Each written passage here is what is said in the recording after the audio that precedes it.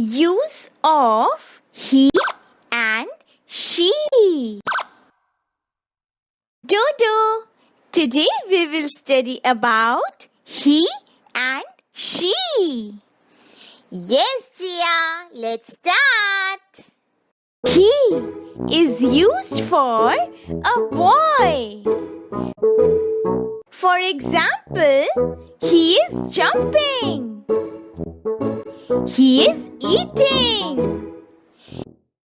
He is writing. She is used for a girl. For example, she is jumping. She is eating. She is writing.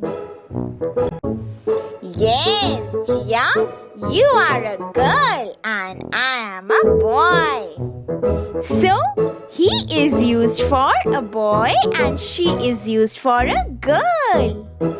So friends, I hope you all have understand. See you again in next video, friends. Bye-bye, friends.